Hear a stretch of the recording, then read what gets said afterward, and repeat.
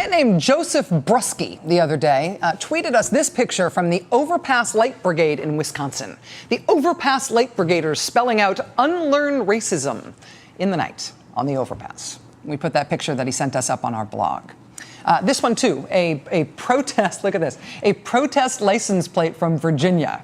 The submission of which to our blog, I will forever be thankful to the Delanos of Williamsburg.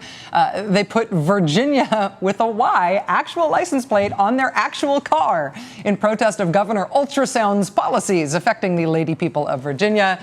And they sent us the photo to prove it. The point is that all of you guys who watch the show occasionally send us great stuff, and we actually read our mail, and we are really thankful for it.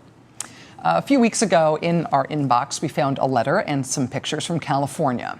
This is from Rich Weaver in Southern California. This is what he sent. My husband was out of town when the Supreme Court decisions were handed out last Wednesday. He returned on Saturday and we went out to dinner. We finally came out to the people in our community without fear of reprisal for the first time. We were surprised by the owners of the restaurant with a celebratory ice cream sundae. We have been together for 17 years. We were married in Ventura County, California on October 27th, 2008. And that, of course, means that they got their marriage done right before Prop 8 passed a few days later. And Prop 8, of course, banned their marriage for years until this Supreme Court ruling, which led to the celebratory dinner, which led to their coming out in their hometown, which led to the celebratory surprise ice cream sundae from the nice folks who ran that restaurant where they were having their coming out dinner. The letter continues. We celebrate our marriage, our equal marriage, not just some second-class same-sex marriage, some lame skim milk marriage. This is Rich Weaver here, who wrote us the letter. This is his husband, Michael Reagan. Mr. Weaver writes, quote, we have found support even in this heart of Republican Ronald Reagan country. We look forward to these changes in the rest of the country. And then he signs it in the name of Fairness, Love, and Family. Rich Weaver, Ventura County, California. That is part of life in California now, in a fairly conservative red state part of California. You could say that couples like them were the luckiest in the country last month when the Supreme Court ruled that not only could gay couples get married in California again, but this time it would count at the federal level too. Right? So that means no more skim milk marriages, right? In California and the other states that have marriage equality, it's not skim milk anymore. It is whole milk, ice cream sundae, real marriages now. Congratulations on the Prop 8 case. So that's California and another dozen or so states where there is marriage equality. But what about everybody else? What about people in places where the whole state is red, right? Where nothing's going to change anytime soon, where the bans in those states on marriage equality are really popular? Like what, for example, happens in Mississippi? LGBT folks live literally in every town across the South. And the solution to the discrimination we face is not for us to move. I don't know about y'all, but I guess all the time, why don't you just move to New York or Iowa or Washington State? Because it's cold. I don't want to live there. What happens when real people say, enough, I'm not leaving, but I am standing up? What happens when real people stand up? That video comes from the Campaign for Southern Equality, which has spent the last month asking that question in bright red Mississippi. Kristen Welch and Jenna Lockwood went to their local county clerk's office in Poplarville, Mississippi. Population not nearly 3,000. Ms. Lockwood is in the Air Force Reserve. Ms. Lockwood thanked the clerk, who turned them down for their marriage license. She and Ms. Welch can be married in the eyes of the U.S. military, but not in the eyes of the state of Mississippi. But still, they tried. A few days later, activists tried again in Mississippi, this time in the capital city of Jackson. They got told no again, and then look what happened. Reporter Dustin Barnes of the Clarion Ledger newspaper tweeted that after the couple was denied their license, quote, sounds of laughter could be heard in the clerk's office. And if you just look at the couple and you consider that they are two men asking for a marriage license in Mississippi, where every single county in the state supported the ban on their marriage, right, when it was last voted on, you might think that laughter would have been directed at them, right? People laughing at them for even trying. But that does not appear to be what happened. The clerk in Jackson said in response, absolutely not. She said she was there and she is sure that no one in that office was laughing at that couple or at any of the gay couples in the clerk's office that day. She said that one of the men asking for a marriage license started crying upon being turned down. Staff in the clerk's office cried along with him, too. So that is one thing that happens when real people stand up. Other people surprise you by caring about what you are doing, and they make sure the world knows they are not laughing. By asking for a right that they cannot have in Mississippi, these couples are changing, in some way, every clerk's office that they walk into. They are making themselves known to their neighbors and to their state as Mississippians. They are making this all as clear and as heartrending as could possibly be. And while we are talking about settings you might think are unlikely for this sort of thing, consider also the great state of Arkansas. In Arkansas, they have not one but two red state gay rights campaigns thinking about asking voters directly for same-sex marriage rights in Arkansas.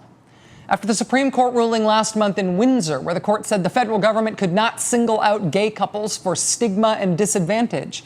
After that ruling, two Arkansas couples went to their clerk's office in Little Rock, Arkansas, and they asked for a marriage license, and they made sure they got turned down.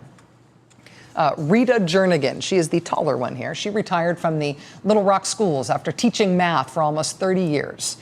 She's facing the very concrete nuts and bolts reality that because she lives in Arkansas and because Arkansas's laws are what they are, she cannot leave her retirement pay to her partner, Pam Jernigan. We talked to Pam Jernigan today. She told us that in the clerk's office that day when they went in to apply for their marriage license, she said the clerk's office let them fill out the form. She said they couldn't have been any nicer. She said people in the department cheered them on, even as they turned them down. This month in Ohio, which is another state that bans gay couples from marrying, two Ohio men left their home state of Ohio and went to get married in Maryland. And they were in a hurry because one of the men is dying. John Arthur is suffering from a terminal illness. He has Lou Gehrig's disease. He and his partner Jim made their trip to the altar in a plane that had to be outfitted specially to take care of Mr. Arthur because he was so ill. They flew from Cincinnati, where they live, to the airport in Anne Arundel County, Maryland. And once they were on the ground in Maryland, where it was legal, they got married in the plane. Then they flew home, and back home they asked a federal court to recognize their marriage, despite the Ohio state ban against marriage equality. And the amazing thing is that the court said yes. The federal court ordered the state of Ohio to recognize John and Jim's marriage from Maryland, the same as the state would recognize any other Ohio couple's marriage if they had got married in any other state. The judge cited the DOMA decision for the reasoning in the case, saying, quote, "This is not a complicated case. Throughout Ohio's history, Ohio law has been clear. A marriage solemnized outside of Ohio is valid in Ohio if it is valid where it was solemnized. How then can Ohio single out same-sex marriages as ones it will not recognize? The short answer is Ohio cannot." This one is really very simple. The two men asked, the court said yes. Because of the Supreme Court decision last month, you have the right to be considered married in Ohio, and Ohio no longer has the right to divorce you at the border. We are living right now through a sea change moment that is not one big sea change all happening at once. It's made up of lots of teeny tiny little drops that are making this change happen in the whole country based on a lot of very tiny points of pressure. All these pioneers in all these places across the country, people you never heard of, people doing what they can with their own regular people lives, changing the places where they live. And sometimes it is public officials who are doing it too, in ways large and small. This week in Montgomery County, northwest of Philadelphia in Pennsylvania, the elected official in charge of marriage licenses in Montgomery County, Pennsylvania, announced that he had decided that no matter the state law in Pennsylvania, he believed that he was right to start giving marriage licenses to gay couples. A same-sex couple had said they intended to apply in Montgomery County, and he said he would grant their wish. Now, to be clear, this particular official, this register of wills in that one Pennsylvania county, is just one elected official doing what he believes is the legally correct thing to do for his job. He is just one guy. But so was the mayor of San Francisco, and Gavin Newsom, when he threw open the doors of City Hall in San Francisco in February 2004. Thousands of people got married in the span of a month, although the state technically did not allow that. That same month, back in 2004, it was Little New Paltz, New York. Remember the young mayor there, Jason West, who announced that his city, too, would start offering marriage licenses to same-sex couples, not because it was state law, which it wasn't, but because he thought it was right? Well, today it happened in Montgomery County, Pennsylvania. This was the first couple in line, two women with a couple of kids who've been together for 17 years, and they said they never intended to be first, but they got their license. They got married, and then they left on a nice vacation. Bruce Haynes, the Register of Wills in Montgomery County, told reporters today that he did not know what to expect. He didn't know what would happen after he announced his intentions yesterday. Mr. Haynes said, quote, "I was driving into work this morning and I thought we could have a line around the block, or maybe nobody would show up at all."